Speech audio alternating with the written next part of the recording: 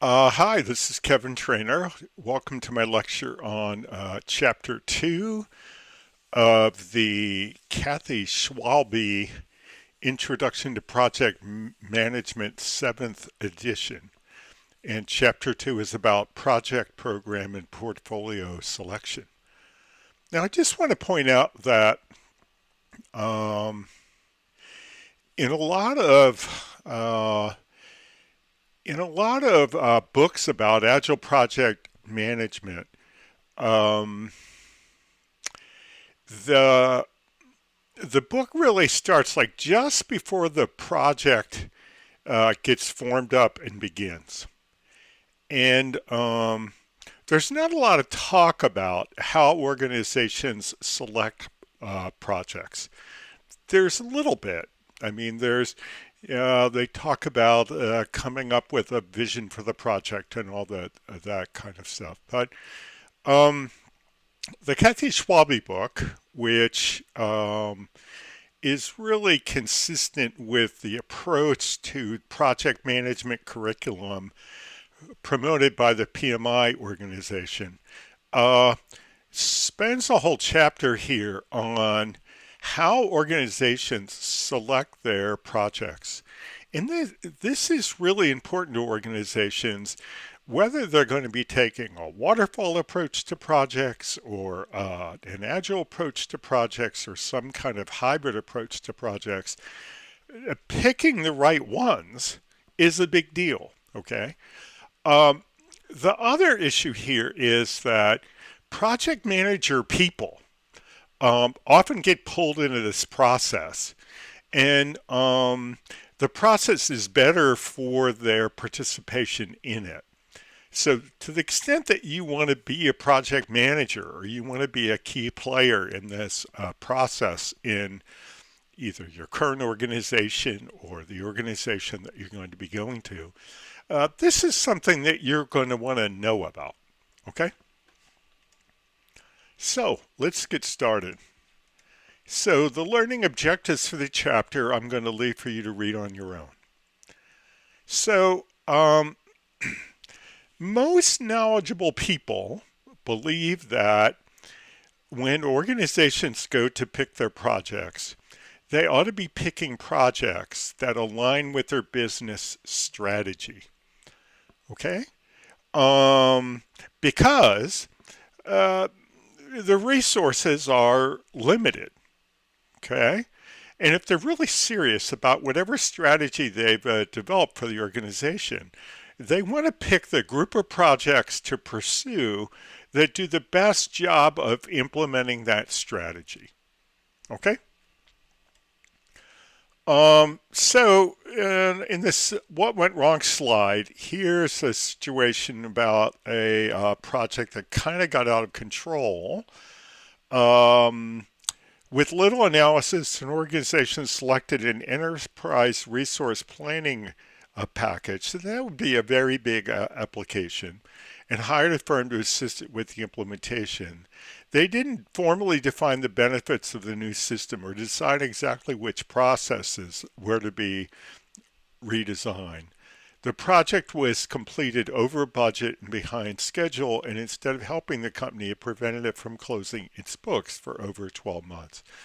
So, um, the lesson to be learned from slide 4 here is that um, just starting a project, any project, even if it seems like an important one, might not be beneficial if it's not well thought through. So, if well chosen projects are projects that align with an organization's strategic plan, then I think it's helpful for us to understand what strategic planning is for organizations. Okay? So, strategic planning involves determining long term objectives by analyzing the strengths and weaknesses of an organization, studying opportunities and threats in the business environments, predicting future trends in the world that surrounds the organization, and projecting the need for new products and services. So this approach, which we'll show you the components of in a few minutes, is called uh, SWOT analysis. SWOT. Strengths, weaknesses, opportunities, and threats. Strategic planning provides important information to help organizations identify and then select potential projects. A strategic plan usually includes the organization's mission, vision, and goals for the next 3 to 5 years. So they go through the process and they look at these four things, SWOT, their strengths, their weaknesses, the opportunities, and the threats that surround them. And then they come up with a strategic plan that includes a mission, a vision, and goals for the next 3 to 5 years. That's the plan. Okay. And that's the process that they use to come about it. And this kind of SWOT approach to strategic planning, it's been very popular for 30, 40 years. I mean, a long time. It's pretty tried and true. And people are as excited about this approach today as they were 30, 40 years ago. It's considered the thoughtful way to come up with a strategic plan for your organization. So, what would the result be in terms of mission, vision, and goals for a potential organization? Well, here's an example from the Nemours Children's Hospital.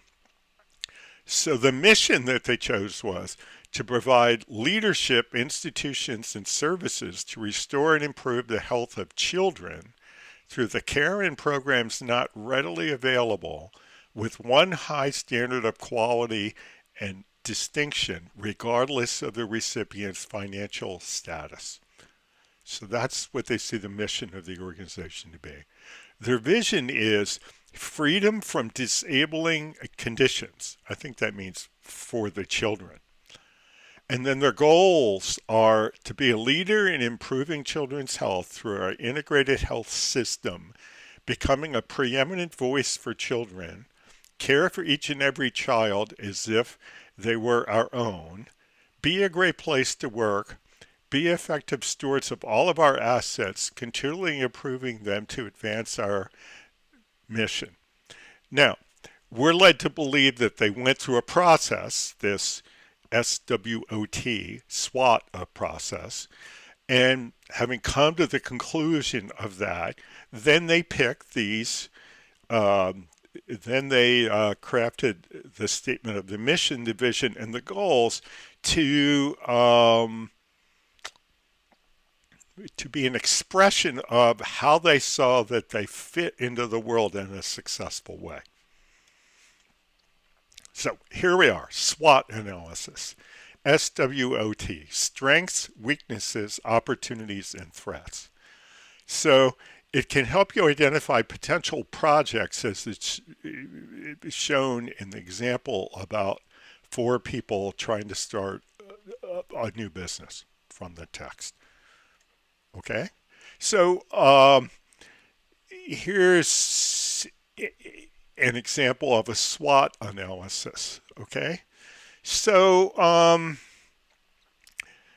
strengths, weaknesses, opportunities, and threats is thought to be a kind of a great framework.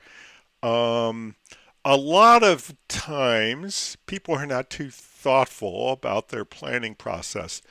They might only concentrate on their strengths, okay?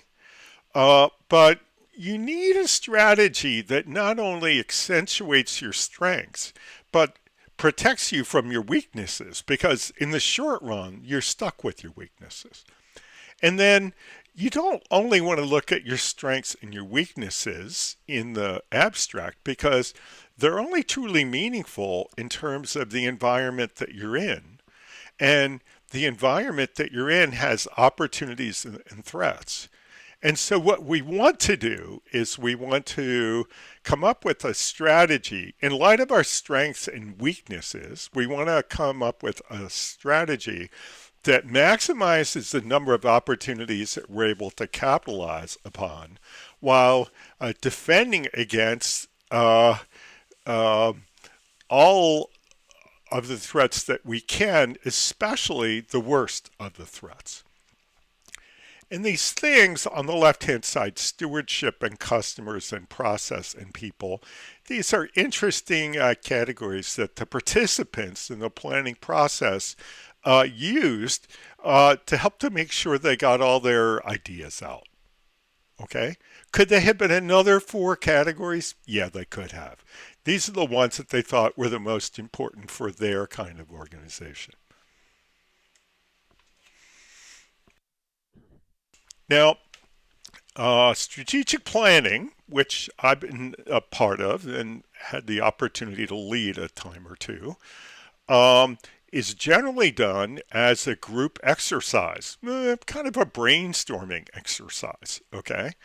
And because of that, one tool that works particularly well for it is to use mind mapping software. And that's what we see here. This in mind mapping software, you start with a concept or piece of information, and then you break it into subparts. So the top level here is the SWOT analysis, and then we broke it into strengths, weaknesses, opportunities, and threats. And then we're able to break them down. And the way that mind mapping software goes, you just keep breaking things down till you get to the point where um, the the entries that are at the kind of the end of the list, out here, are detailed enough. Okay. So now, do you have to use mind mapping software to do this? No, you don't. You could get a bunch of people in a room, and you could use whiteboards, or you could use flip charts or whatever, and you could try to enumerate all these things. Just mind mapping software and doing it with a projector and that kind of stuff. It's a fun way to do it, and when you decide that something's in the wrong spot with this kind of software, you can often just kind of pull it over and attach it where you think it really belongs. Okay. So video highlights. We have some links here to videos, people using mind mapping software for this kind of for planning activities. And I'm not going to put a lot of time into this, but I'm a big fan of mind mapping software myself. And when I'm working on planning, when I'm working on any kind of organization things, when I'm writing a paper or writing an article or something like that, I usually start with mind mapping software. So I'm a pretty strong fan of it. I think it works well for strategic planning, and I recommend that you learn some more about it and give it a try. Okay, so let's talk about how traditional approaches and agile approaches to project planning might be different. Okay, so many organizations follow a traditional approach to planning for projects, often completed in four stages, and we're going to take a look at that. And then um, there is an agile approach to planning before projects are selected and started, and we're going to talk a little bit about that too. So, in the traditional project planning process, organizations often follow a detailed process for project selection, often done on an annual basis. So, figure 2.3 shows a four-stage planning process for selecting projects. So let's just go ahead and look at this. So it says that you do strategic planning first, and then you do business area planning, and then you do project planning, and then you do resource allocation. Now, this diagram's been around a long time, 30, 40 years. And maybe the first time I saw it, it was from systems planning materials produced by IBM. Um, IBM was really one of the first IT vendors who um, put a lot of their effort into training their customers um, to do well with IT because they thought if they did well with IT, they'd buy more and more of their products. So I think that that's where this originally came from. And so in the strategic planning, senior executives develop the strategic plan. And then in business area analysis, directors and department managers analyze the needs of their uh, departments. In project planning, various managers and stakeholders propose projects. And in resource allocations, authorized managers allocate resources to selected projects. Okay? And you can really see that this is seen as a process you do, say, once a year. You take a good hard look at everything. And what happens is at the bottom here, you take the resources that you have and you allocate them to projects. And implicit in this, although it doesn't really say it here, that means that of the projects that are already going, that are ongoing, well, you'll probably decide you want to continue with some, and then maybe others you'll decide that you want to stop, that they're not high priority anymore. And then the ones that you haven't started, well, then you have to pick the ones that you want to begin. And you can kind of get the idea from here, and this is a very traditional approach to this, that senior people in the company make the most important decisions, and then it kind of works its way down the hierarchy. And this is not an ultra modern way to think about the way to run your organization. Probably more modern thinking is that everybody in the organization thinks about the strategy, right? So this kind of four-step hierarchical uh, plans, get pushed from the top down, is maybe a little bit old-fashioned, but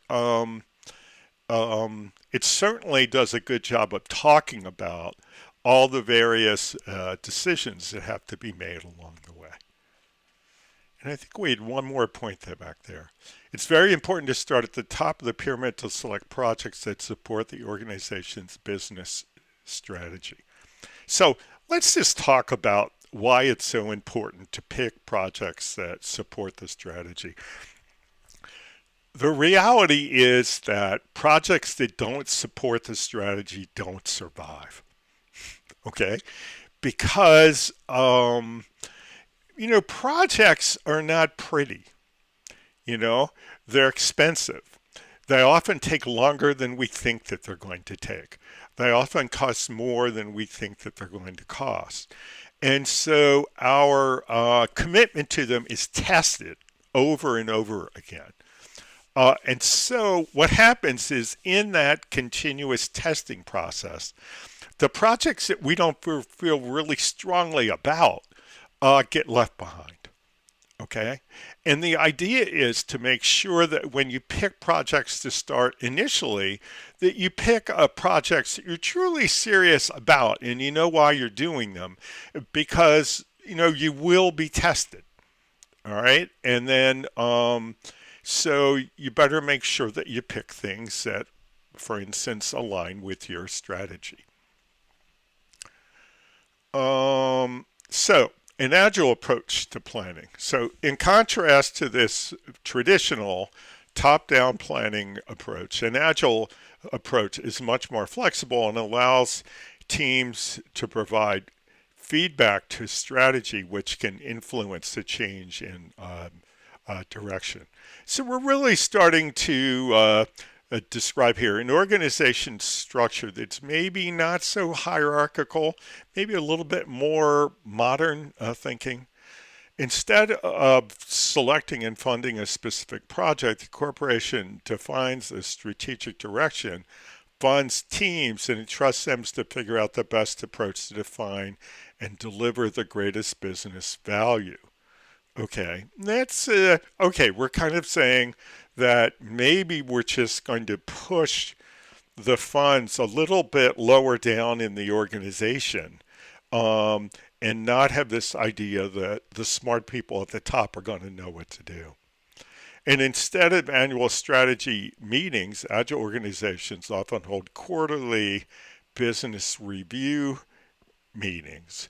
So that's, again, maybe accounting for change happening in the organization on at a little bit quicker pace than only thinking about um, these kinds of decisions once a year. So, if we were taking this kind of more continuous and less top heavy kind of planning, we might be looking at this as this strategy implementation circle where we begin with a strategy and then we figure out objectives to implement the strategy. Then we pick projects, and then the projects uh, produce products, and the products produce value. And then when we experience the value, we get feedback. And then we figure out whatever benefit we got. Then we go and adjust the strategy. So um, you can kind of see this process less of an annual kind of ritual and more of a continuous feedback loop. Okay? And maybe that's the more agile way to look at it. Now, one artifact, one document that agile teams have been producing is this thing called a product roadmap. And product roadmap really came from the Scrum version of Agile, which is what most people really follow when they talk about Agile. So, an important artifact for Agile planning is a product roadmap. A product roadmap is a tool to show a high level visual summary of the vision and direction of the products or products over time. It can show one product or it can show many uh, products. Now, I just want to pause here, okay, and say a lot of times when you read, say in our course, we're reading Agile Project Management for Dummies um, by Layton and his collaborators. They do a lot of trash talking about the waterfall approach, and they say it's big planning up front.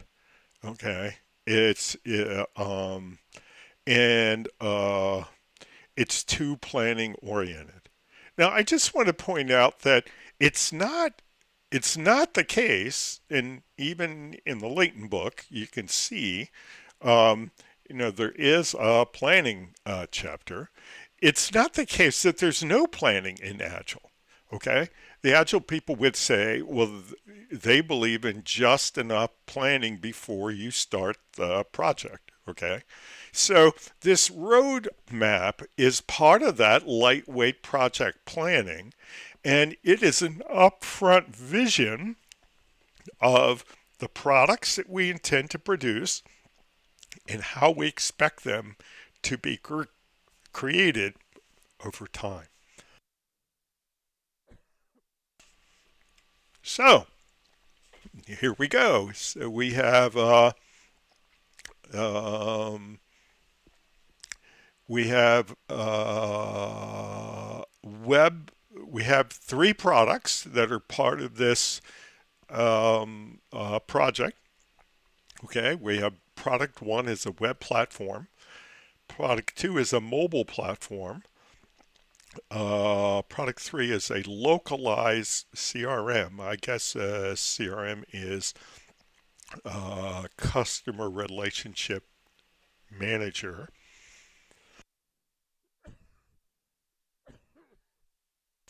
Okay, and so we're talking about all this stuff that we intend to produce, and we're trying to allocate it to some point in time. Okay, this is a plan. Okay, this is done up front. Okay, so when you hear, when you read that, the problem with the traditional approach is that we have big plan up front. That doesn't mean that Agile doesn't have any plan up front. Okay, this is part of the planning that Agile people do up front.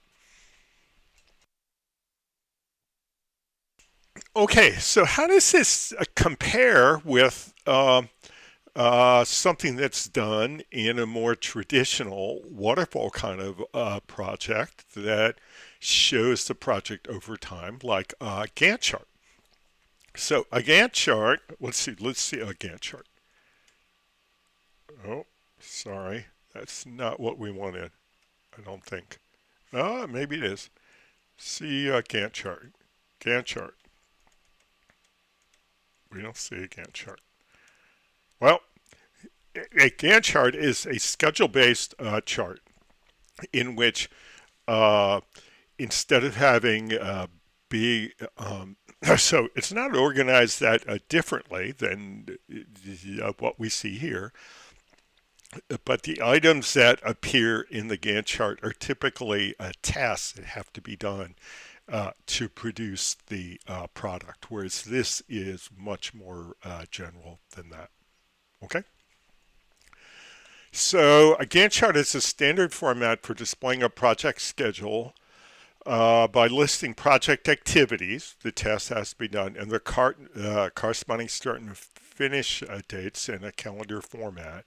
So similar format to what we just saw, but much more detail. On some level, we're expecting to have a we're expecting to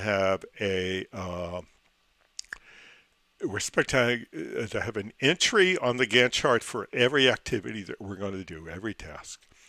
A company can use a roadmap and Gantt chart for this same large-scale initiative. The roadmap defines the why behind the project or program. The Gantt chart establishes the how and the when. Product roadmaps should be created first to focus on strategy. Gantt charts should be created to focus on implementing that strategy. Now, uh, get back to the various authors that we're reading in the course. Um, yeah, the agile people who we're following would say project roadmap, yes. They would say Gantt chart, no. That's too much planning detail. Okay.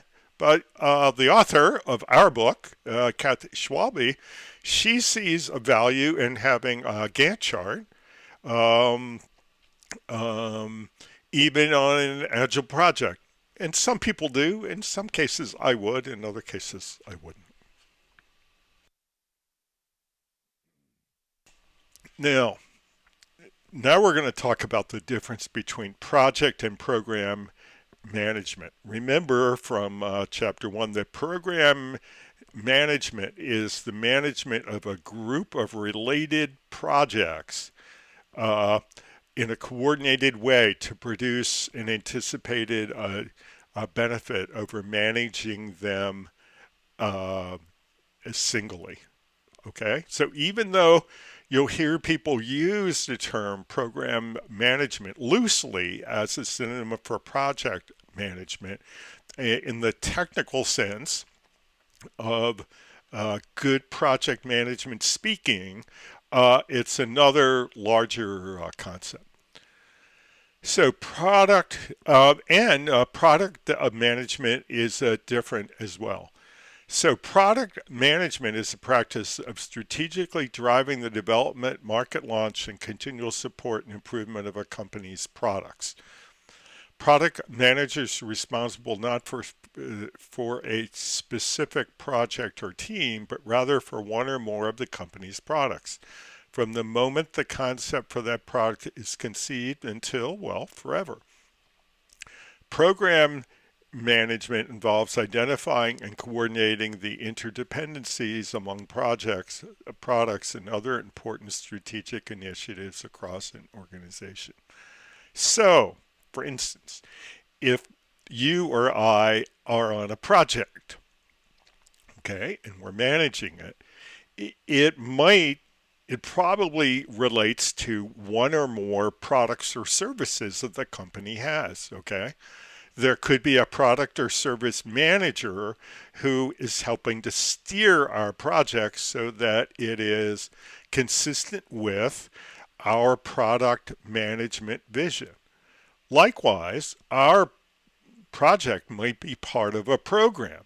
So there might be a program manager who's helping us in managing our project to make sure that we get all the benefits that are available to coordinating with the other projects that are part of the program that that individual is responsible for.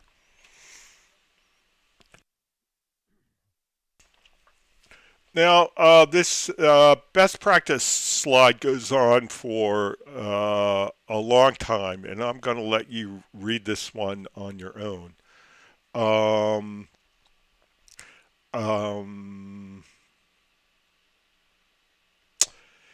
uh, as I recall, the point here is that an organization that is thoughtful about how it picks its projects and how it relates them to things like strategy and product management and program management is going to do better than an organization who's not so thoughtful.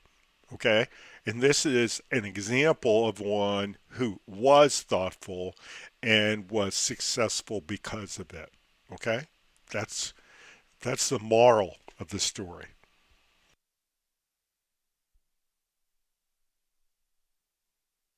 So, excuse me.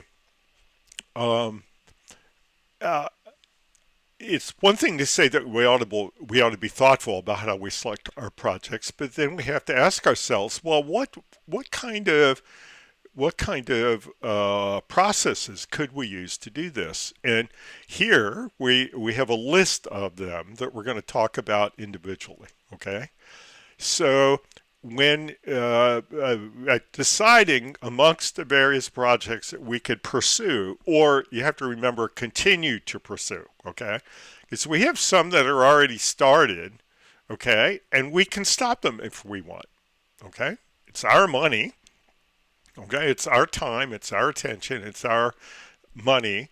We can decide that we're not interested anymore, in which case we stop the project.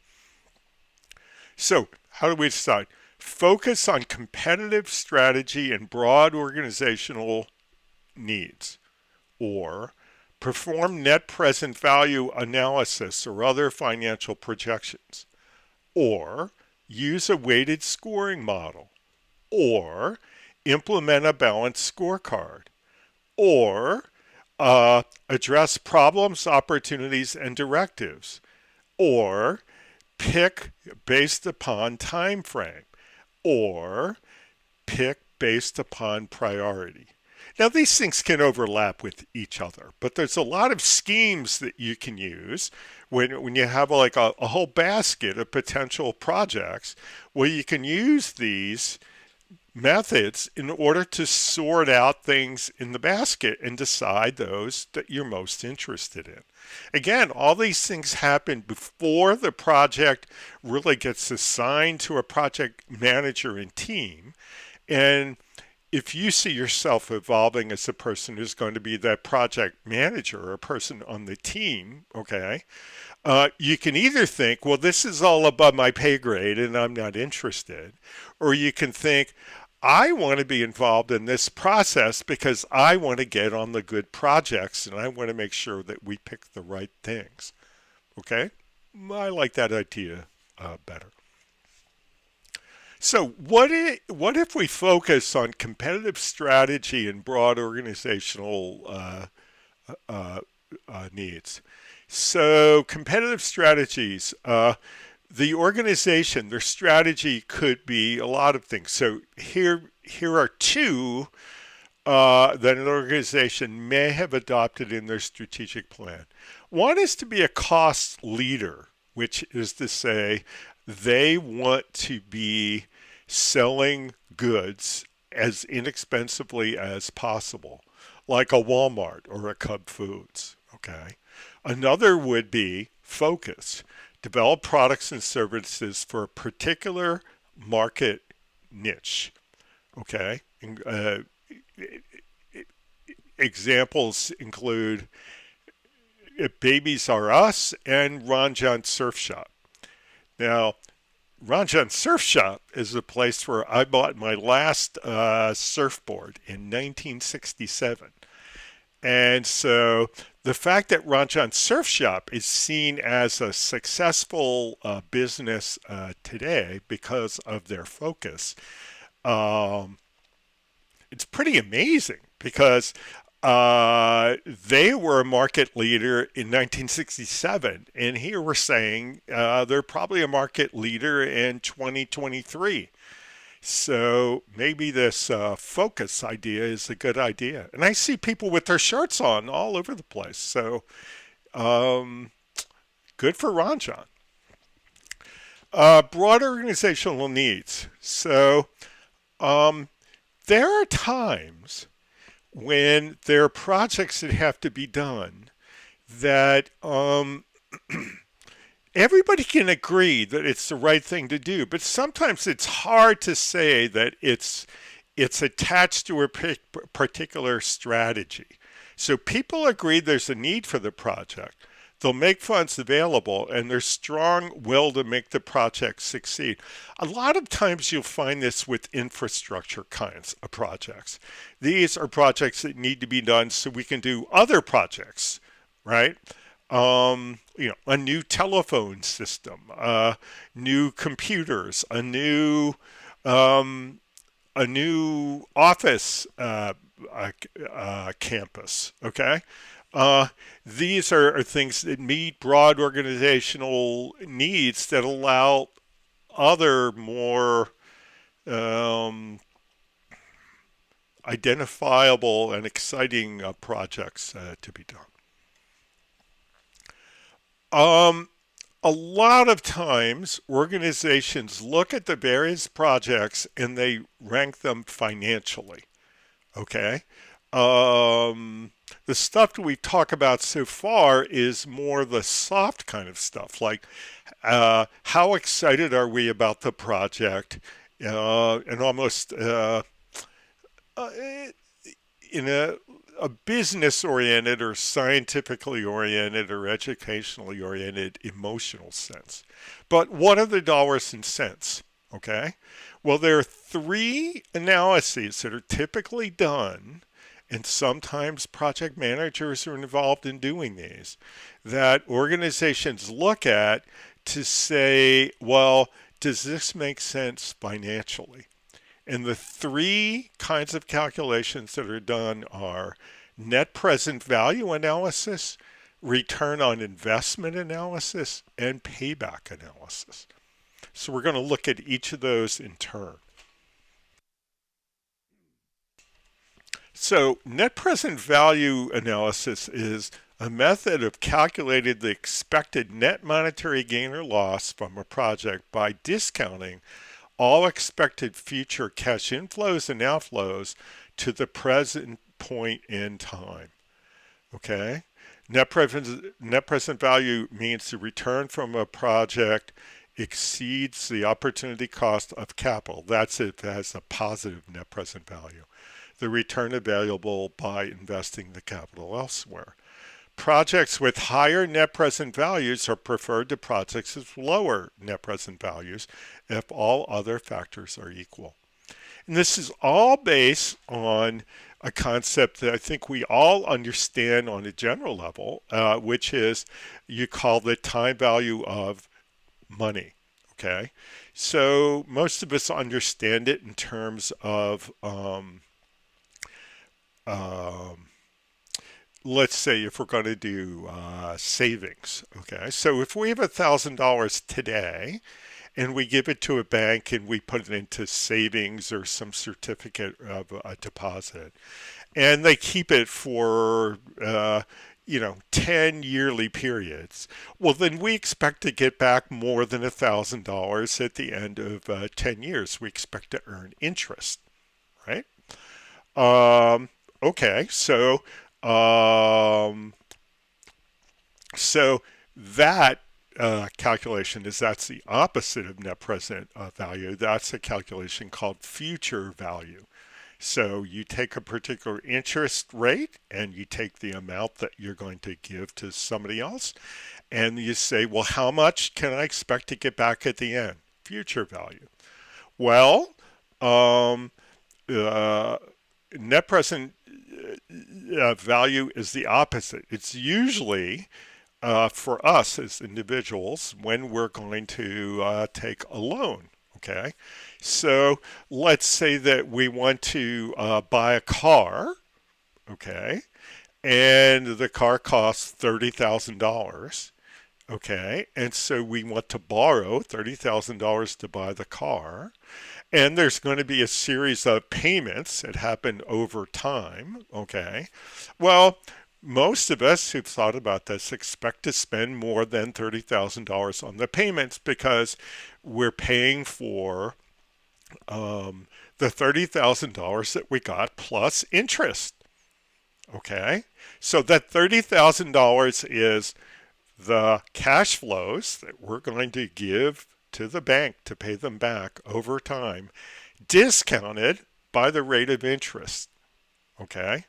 So $30,000 is the net present value of all of the car payments. Okay? And if we're buying a house, well, if we're buying a house for $200,000, well, let's say we can borrow the whole amount again. Well, the $200,000 that we borrow is the net present value of all the mortgage payments. Okay, and of course we expect them to be more than the $200,000 that we borrow because we realize that we're paying interest. So this net present value calculation is a way to take future expenses and discount them so that you can talk about them as a fixed amount of money in the present. Okay? So here, you can use this with projects because you can take a rate of interest and you can use it to discount not only the cash flows out, the things that you're going to have to pay, but also the cash flows in, and you can net them out. Okay, so here we've got a project. I'm sorry. Let me back up. Okay, so here we have a project that's going on over 5 years, 1, 2, 3, 4, 5, and we're expecting to get some benefits. These are things that we're going to save, or maybe additional money that we're going to get in because we did the project.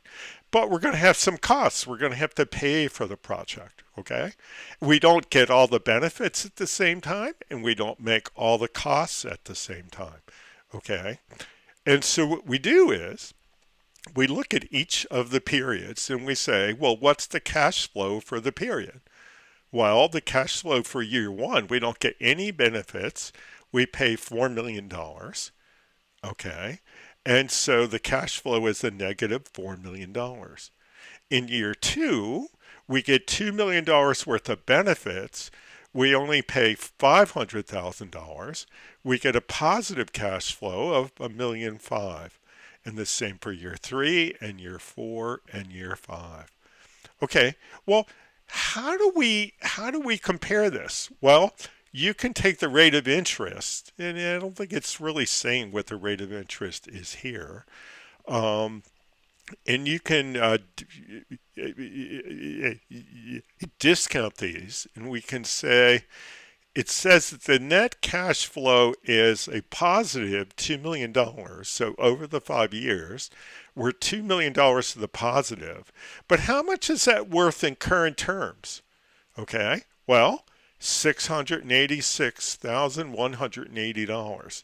Okay, and again, you can think of this $2 million as a bunch of loan payments. Okay, and if we were to make $2 million, if we were to get $2 million of loan payments for somebody who was going to pay us, well, how much would we have to give them at the beginning? Well, to make it an even deal at the particular rate of interest of the day, apparently we think that uh, this would be worth $686,180. Here's another project in which the benefits and the costs are slightly, uh, the shape in which they happen is slightly different.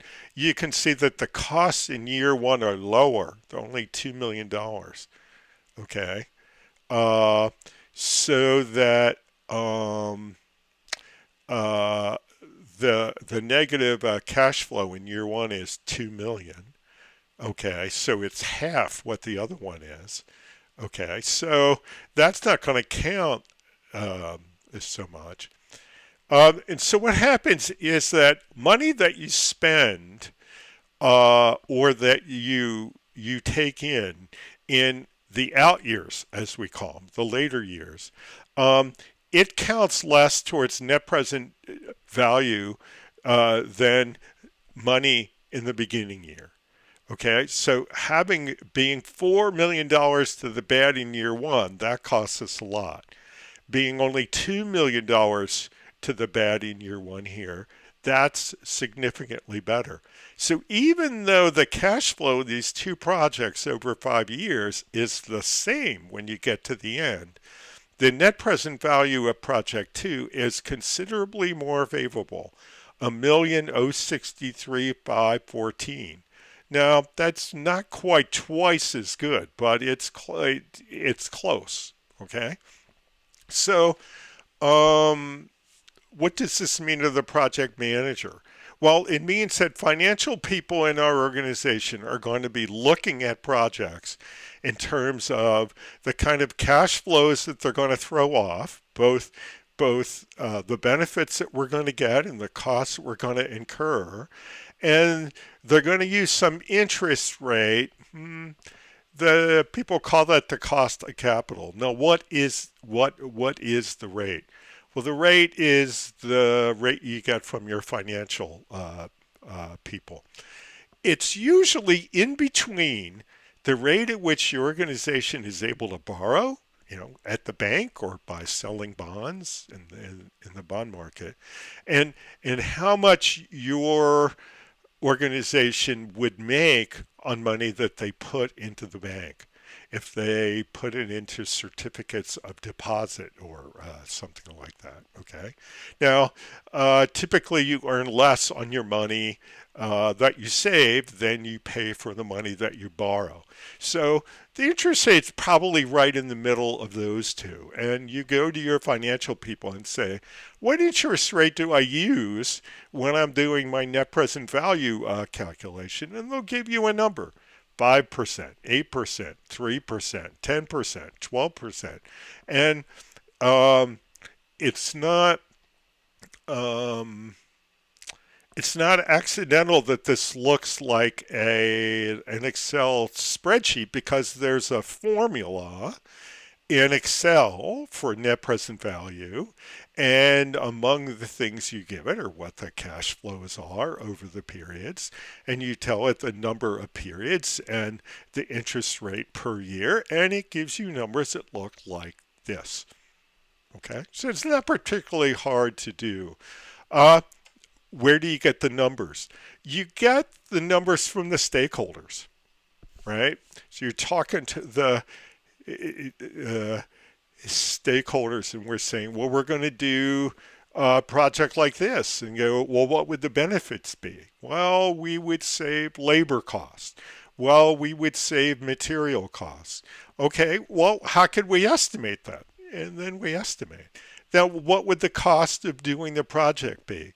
Well, we might have to buy some software. We might have to buy some hardware. We may have to lease office space. We may have to travel. We may have to do that kind of stuff. We may have to pay programmers and laborers. Well, we all sit down and we guess at what that's going to be in a really kind of structured way. And this is how we compare projects. Okay, so to an organization that thought that the right way to compare projects financially was on the basis of net present value. And if you go to business school, this is probably the most recommended way to compare projects financially. Well, project two would be more favorable than project one. Now, so let's see. We've got this discount factor. I don't know where it says what interest rate is for year, but if you look at the detailed calculations here, the discount factor gets higher um, as the oh, okay. Here's what we're saying. So yeah, we've got 0.91, 0.83, 0.75, 0.62. So uh, the discount rate, 10%. We went to our financial people. They said use 10%. Okay. Okay. So this says that cash in year one, we're only going to count at 91% of face value. So the $4 million that we're out of pocket is only going to be counted as 3,636,000. But in year two, that's farther away. We're discounting that more heavily. So we're only going to count that at 83% of face value. So that's $500,000 goes down to 415. In year three, that's farther out yet. We're only going to count 75% of the face value. And then by year five, we're only counting 62%. Okay? So that's how the math of this works. The beauty of net present value calculations is that the values are in today's dollars. Okay, so they make sense to people today. And you can compare projects of unequal length. Okay, so again, if you went to business school and they were saying what would be the best financial measure to use, I would think that net present value would be at the top of their list. Now so let's look at this. Net present value consideration. Some organizations refer to the investment years, that was the years in the spreadsheet, for project costs as year zero instead of year one. Okay, so some organizations call that year zero. The discount rate can vary based upon the prime rate and other economic considerations. If you were asked to calculate it, you just go to your financial people and they would pick a number for you.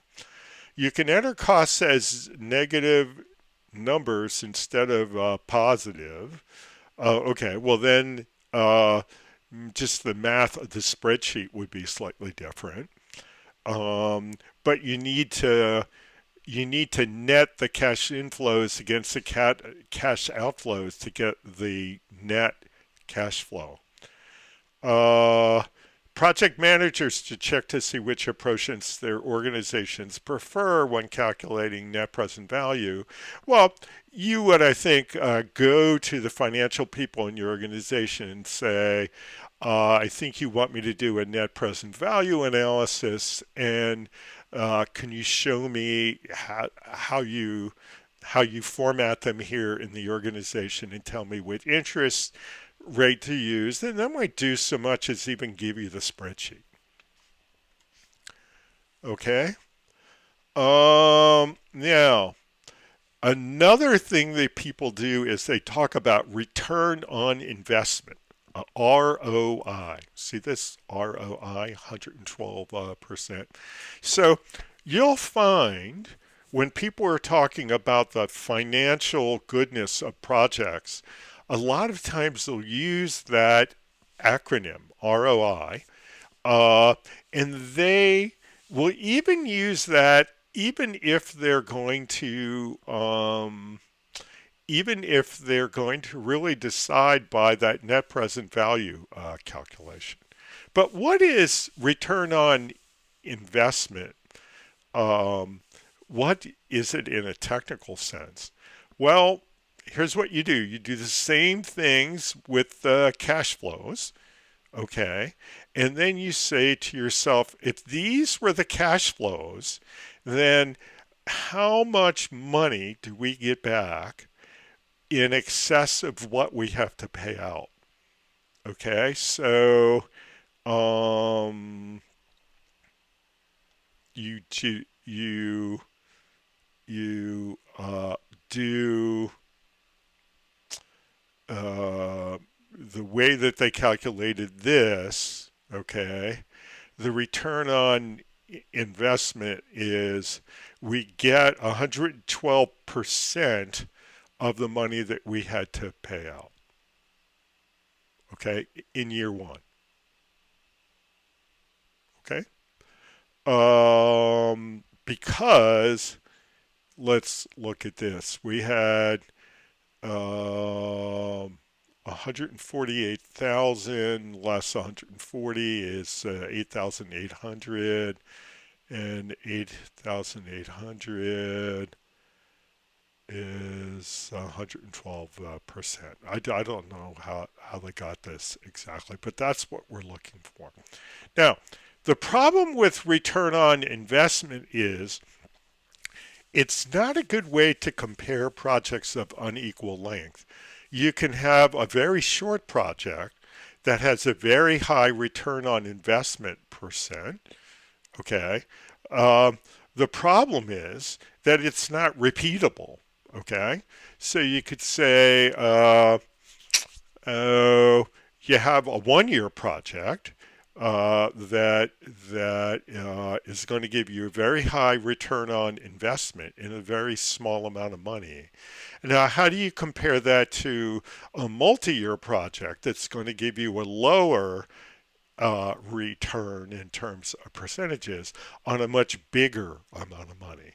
They're not easily compared to each other, which is why most organizations are looking at net present value, because even if these were different lengths and different magnitudes, you could compare them. So again, most business schools will tell you the way to compare projects with each other is not return on investment. Even though people will use that phrase a lot, they'll say the numbers that you should compare are net present value.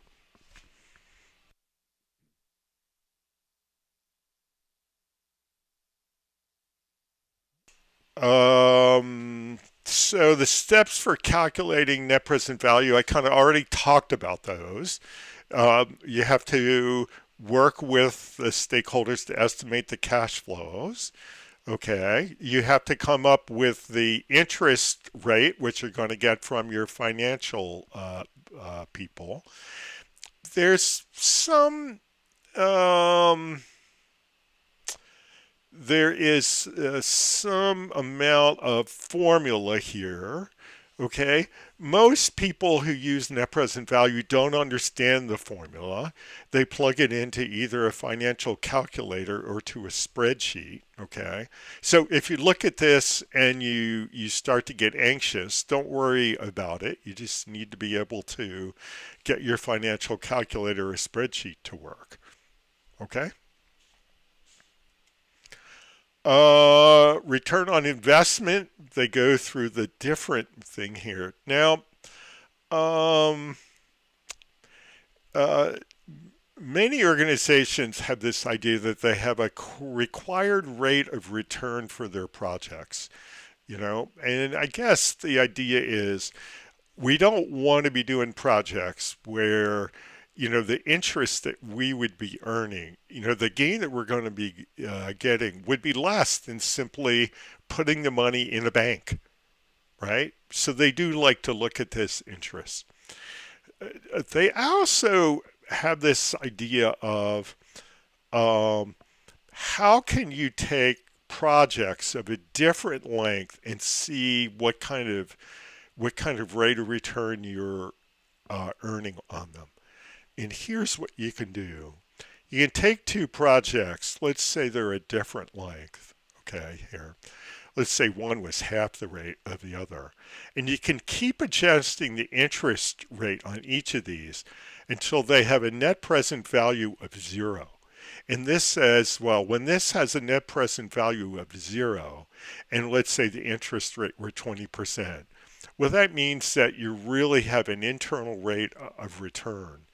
The return that you're getting on your money is 20%.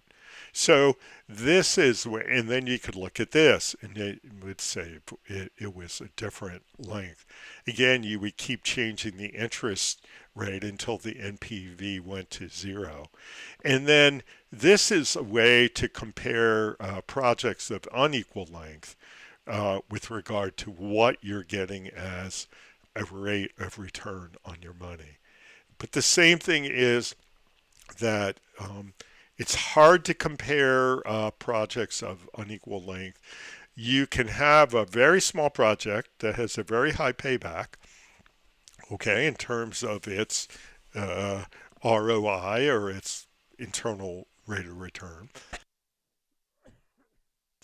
But it's very hard to compare that to a big, longer project unless you use this NPV calculation like we see here. There's one further um, kind of calculation that's done that I think is very popular, and this is called payback analysis. Okay, so the payback period for a project is the amount of time it will take to recoup in the form of net cash inflows the total dollars invested in a project. Okay, so we still take time value of money into consideration. Okay, but where does it break even? Okay, considering time value of money, where where where where have I got to the point? How far down this project do I have to get before I've broken even? I've gotten back everything I've put out. And generally speaking, on these projects, once they get to the break even point, they just go more and more positive. They don't flow up and down. Okay. So payback analysis determines how much time will lapse before the accrued benefits overtake the accrued and continuing costs. Payback occurs in the year when the cumulative benefits minus the costs reach zero. And again, we set up here net cash flows. It says we're going to consider the time value of money. The shorter the payback period, the better. And I think we have a graph on this. Yeah, we do. So it's a little bit hard to read this. I think that we're saying here uh, that we're paying $100,000 a year, okay? And then if you can look at the cumulative benefits that we're getting.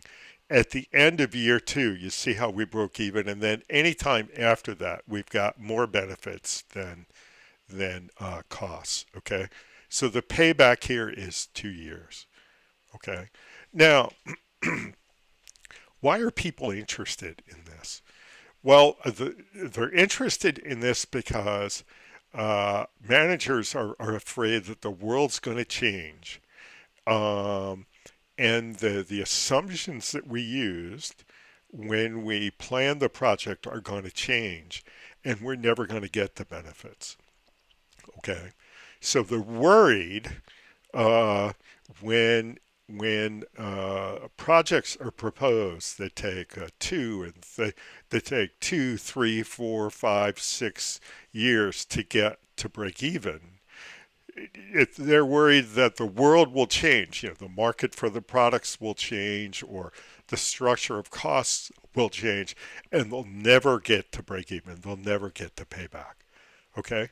The shorter the time, the more they think, well, the assumptions from today are likely to hold for a year. They're likely to hold for 2 years. But are they going to hold for five? We may be in a different world in 5 years.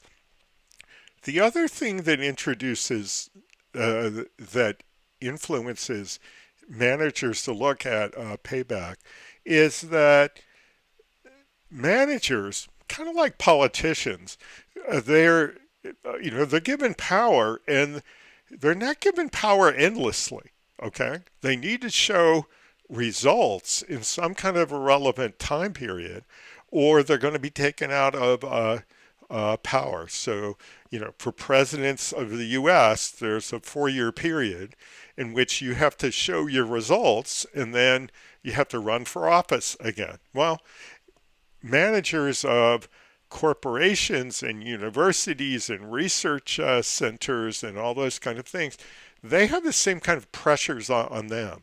So they are reluctant to invest in projects that are only going to go positive after the time period in which they're going to be evaluated. If they have to show results within, say, 2 years, they're unlikely to select projects that are not going to turn positive for 4. Okay, so payback is a pretty powerful concept to senior management. So, where do you find the spreadsheets and all to do this? Well, if you look in your book, your Schwalbe text, there is a companion site that you can go to, this intropm.com. And Kathy Schwalbe has a lot of these templates for um, uh, creating the documents that we've seen from the book. Um, okay, another thing that people do, okay, is that they do something on a weighted scoring model for projects. Okay, so what they do is that they say, well, it's not all financial. It's not all this. It's not all that. Let's come up with a way to look at how we're going to make the decision. So the best way to look at this is to look at what they do here. So here's an example where we're trying to pick a trip that we're going to take. Okay, and we say we want to score for the total cost of the trip, the probability of good weather where that is, fun activities nearby, recommendations from friends. Okay, I say from friends. Okay. And so we give each of these things a relative weight that adds up to 100. And then we typically give everything a score on a 1 to 100. People find it easy to do that. So, when you judge these things, if we're doing projects, one of these could be financial indicators. So that wouldn't be subjective. I mean, you can have things that are objective, like financial indicators, but you have to turn it into a score on 1 to 100. Okay. What's good is that these things may be subjective, but people find it kind of easy to score them. Okay.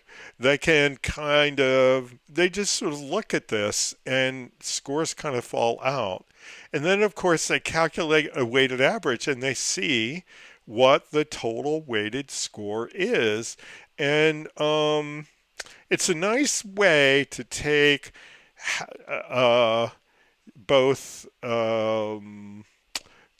hard number based things like the financials and more soft things like your feeling about fun activities nearby and find a way to compare them and come up with an overall score. And admittedly, there's sometimes when people come to the end and then they go, well, that can't be true because I'm a lot more excited about the trip two than I am about trip four. And why does trip two come out with such a low score? And maybe you can back your way into saying, well, you know what? Uh, Fun activities nearby, I think we underscored that. Okay, so maybe you back and you change that. But these are very popular. Okay, for picking projects, scoring model. There is a there is a system, a formal system for scoring projects um, that organizations are going to do, where all the parts of this are pre-baked in. It's called the Balance Scorecard. It was created by Kaplan and Norton, and uh, you can go and you can adopt this methodology and you can learn about it. You could take a course on it. You could read a book. You could hire a consultant. And if you want to know more, you could go to www.balancescorecard.org. But it's this kind of a scheme with everything filled in. I mean, you don't get to dream up the categories. They tell you how to do it. Okay? Balanced scorecard. Okay, and here's an example of how this would be applied to our healthcare organization. Okay, um, I'll leave that for you to read. Okay, now another way that you can think about what projects you would pick, and again, this isn't necessarily different. Like these kind of different ways to pick projects, they're not mutually exclusive. Okay. Okay. So one kind of general thing to think of is uh, you might want to do projects on the basis of do they address problems? Do they allow to capitalize on opportunities, or do they allow you to implement directives? Okay. So, what are problems? Problems are undesirable situations that prevent an organization from achieving its goals. They can either be current problems or problems that we anticipate in the near future. Opportunities are chances to improve the organization. Okay. What are directives? Directives are new requirements or regulation imposed by management, government, or some external influence. Okay? So, think of it like this. If, in fact, directives are to be taken seriously, they either represent a problem or an opportunity. Okay? So, you can almost say the only thing unique about directives is they're often not discretionary. Okay. So if there's a government regulation that you have to do something, okay, it's probably potentially a problem, but it could represent some opportunity. Okay.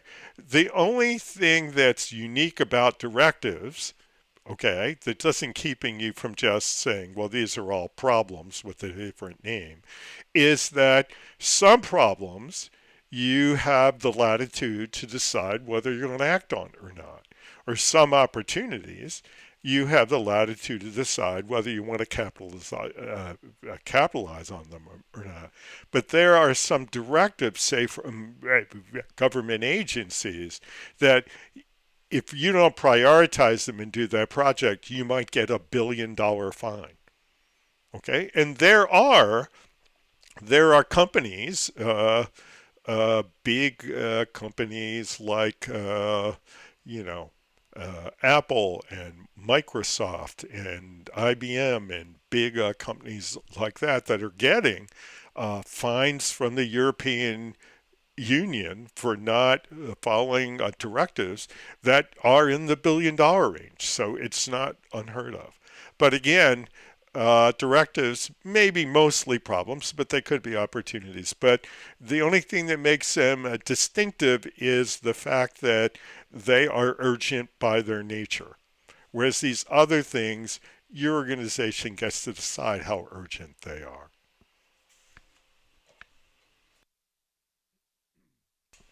Okay. And this kind of relates project time frame. Okay. Another approach to project selection is based upon the time it will take to complete a project or the date by which it must be done. For example, some potential projects must be finished within a specific time period. If they cannot be finished by that date, they're no longer valid. Some projects can be completed very quickly within a few weeks, days, or even minutes. They're very seductive to pick. However, even though many projects can be completed quickly, it's still important to prioritize them. Okay? Because, you know, these short projects are like popcorn, and you can be eating the popcorn and filling up on popcorn and never eat your dinner, right? Project priority. Many organizations prioritize projects as being high, medium, or low based on the current business environment. That kind of helps them. A lot of times, if you try to measure these things too finely, it gets hard to compare them. So throwing them into broad bins like high, medium, and low helps. Organizations should always focus on high priority projects. And again, you can say, well, that's subjective. It is, but the fact is that you can take a list of projects and you can take a group of people and you can start to prioritize projects and you can get a fairly good consensus. So as as unscientific as it might seem, these rating things are actually fairly easy to do with groups of people in um, some kind of a brainstorming planning kind of meeting. And again, you can do a fairly good job of getting consensus and making decisions. Program selection.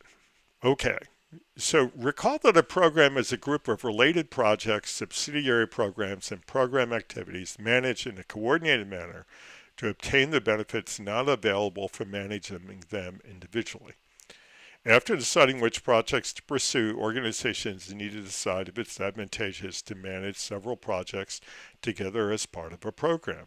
There might already be a program that a new project would logically fall under, or the organization might initiate a program and then approve the projects.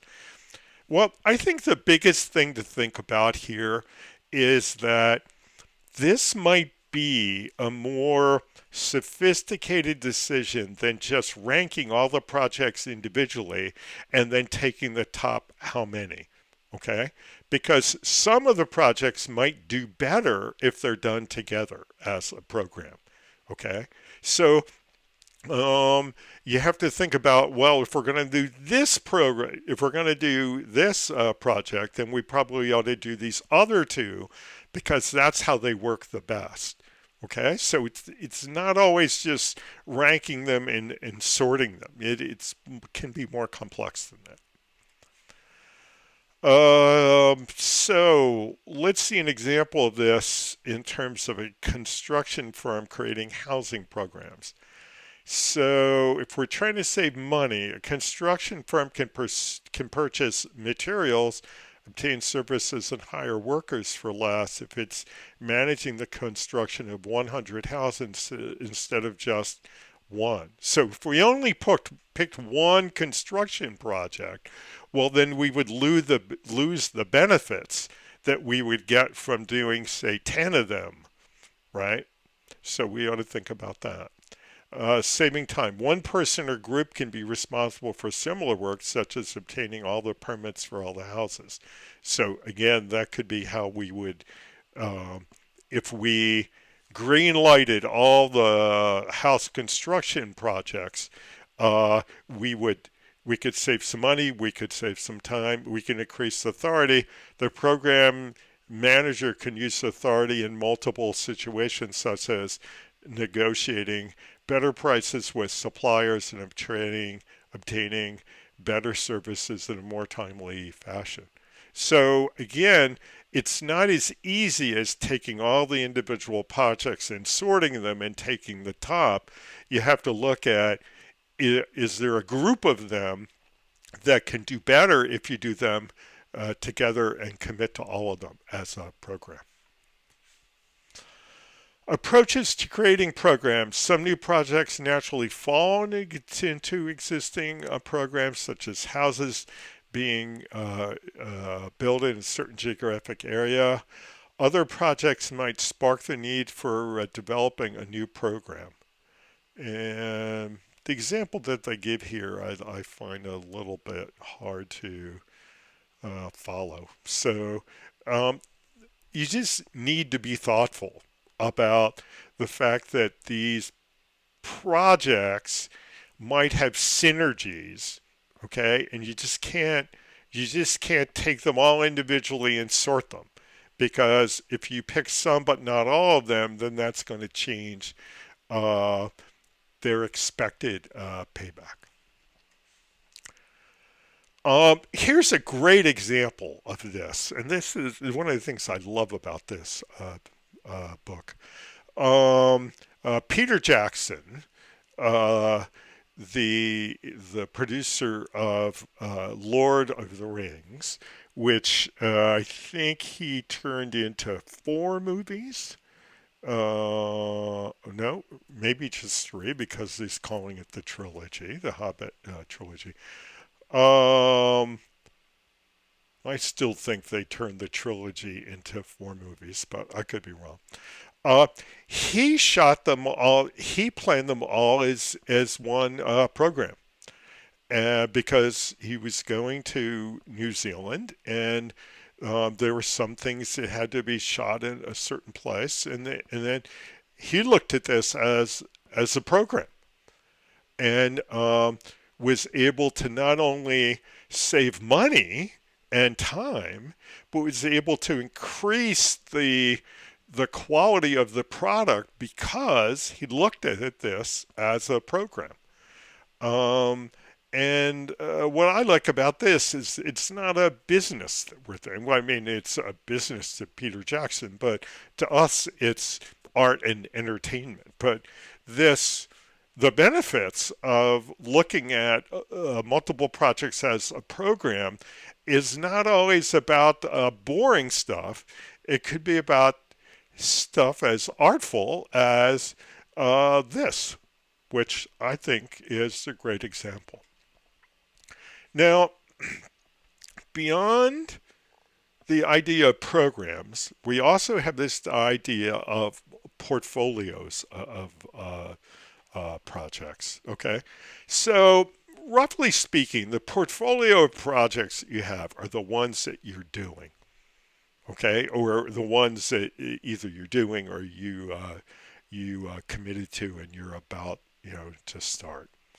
Okay, and the general idea of portfolio comes from this idea of financial portfolios.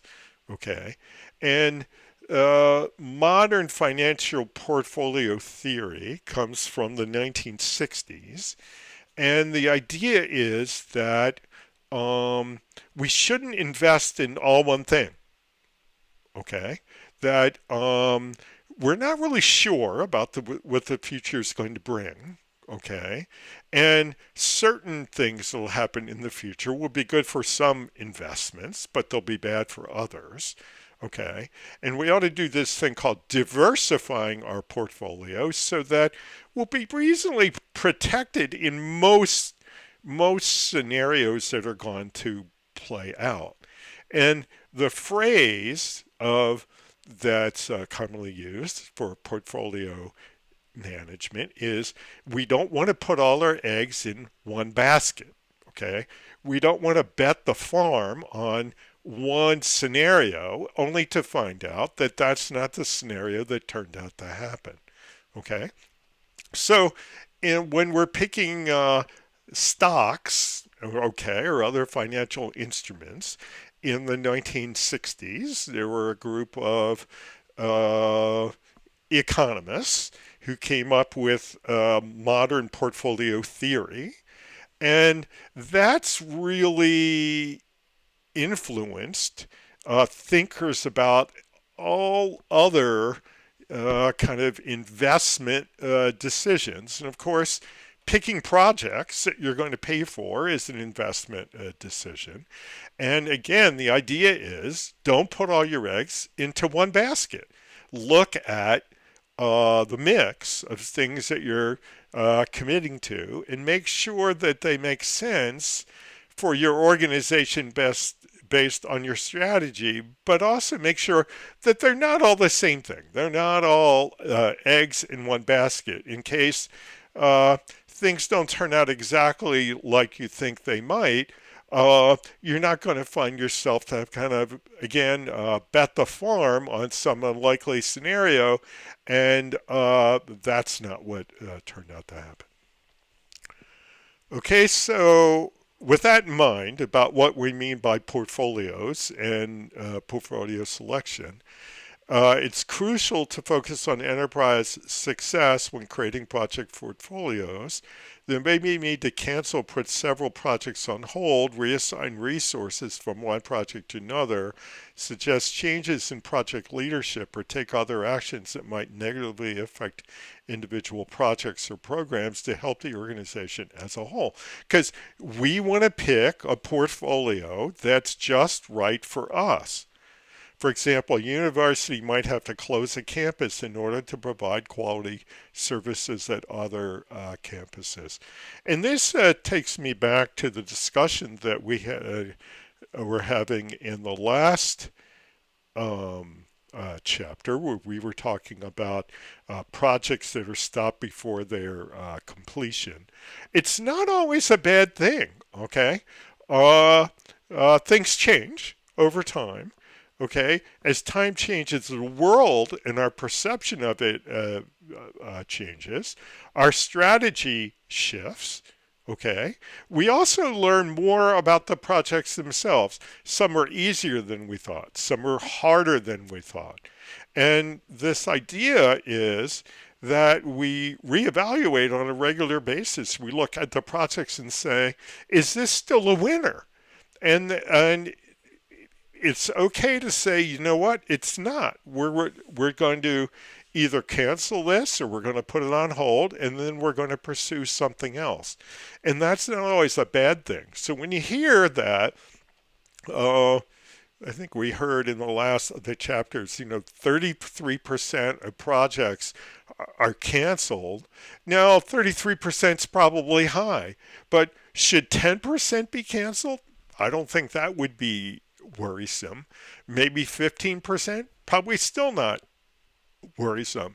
So it's not worrisome that some projects are canceled, but maybe that 30% are canceled on a regular basis is too high.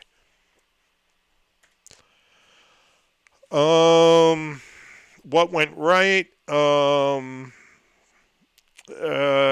I'll try to bottom line this again.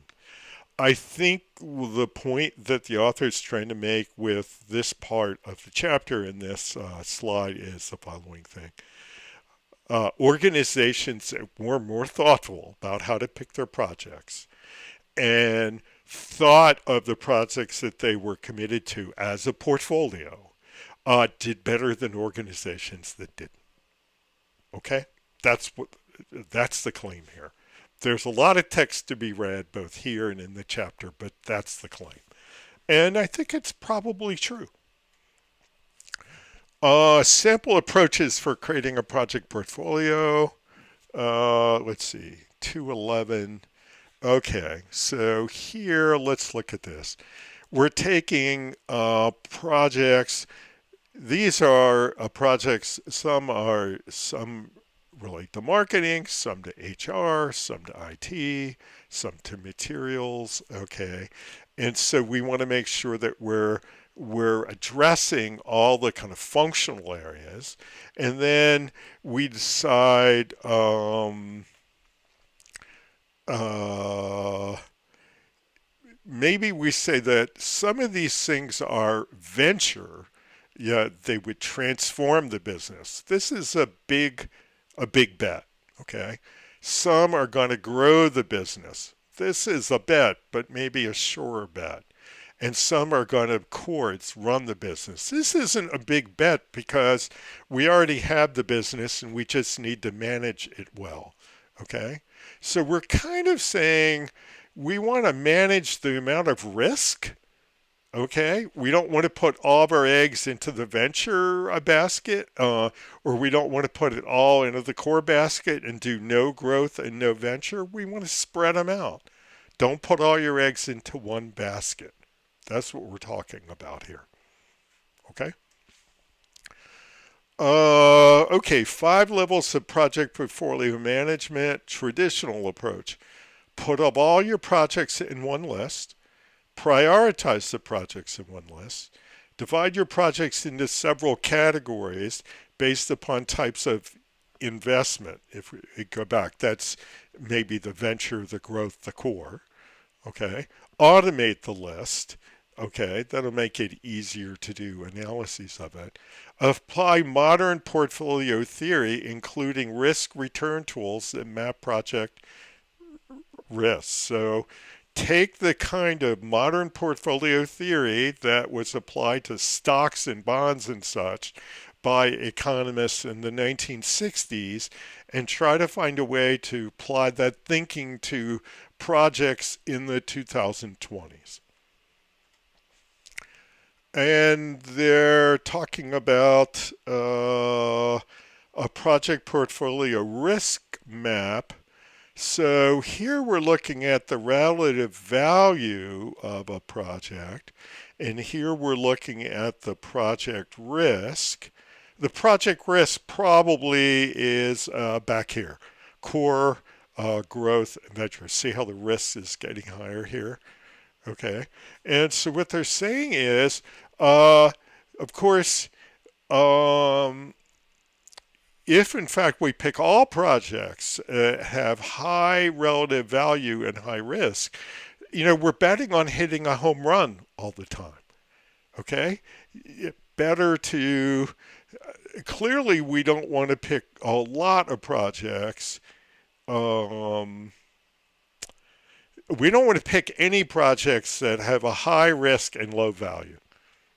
Okay, that's like uh, steering into a head-on collision, right? So you'll see they didn't put any here, okay? But they picked one big project and one smaller one that are high risk, high value, and then they've got a couple in low risk, low value, and then they've got some up here, but they don't have anything in low value, high risk because that would be insane. Okay? And I guess deciding what fruit to eat, this is the same. These 4 quadrant analyses are the kinds of things that they teach you how to do when you go to business school. And these are the kinds that things that management consultants get paid a lot of money to bring to organizations and help them come up with these four quadrant kinds of models to decide. Four quadrant models are helpful because, for instance, you can look at something like this and say, can we all agree that we don't want to pick any projects that are low value, high risk? Yeah, we all can. Okay. Um, Now, as part of Agile, okay, there are several movements that have contributed to the Agile movement, and one of them is Lean. Okay, there's Scrum, there's Lean, there's uh, in the technical sense, there's extreme programming, right? So there are a lot of different systems that contribute to agile thinking, but Lean's very influential. Okay, so Lean's a management approach that focuses on creating more value for customers by eliminating waste and optimizing processes. It focuses on the following: defining desired outcomes and asking teams to determine the work needed to produce those outcomes, focusing more on value delivery than managing costs, revisiting past decisions, plans, budgets, and finances at least every quarter based upon market feedback. So, this is a more agile version of how you could you could figure what belongs in your project portfolio. That's why it's offered here. And then we have the chapter summary, which I'll leave you to read on your own.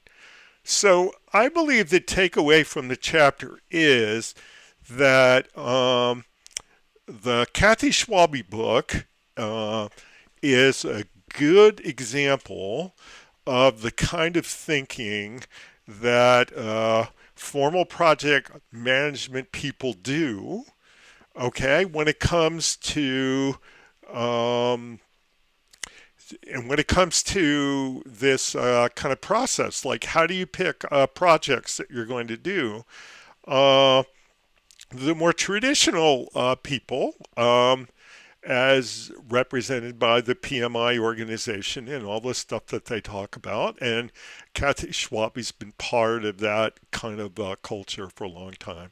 They have a lot of ideas about how to pick projects. Maybe they're shifting a bit as we're coming with Agile, but there's plenty to be done before the project starts. And there's plenty of these activities that involve people like you who want to be a project manager. And these are the kinds of considerations that the people who decide what projects get done, these are the kind of things that they think of. And if you want to be a player with them, then you have to understand these things. And that's all I'm saying. And I'm going to say bye until next time. Bye bye.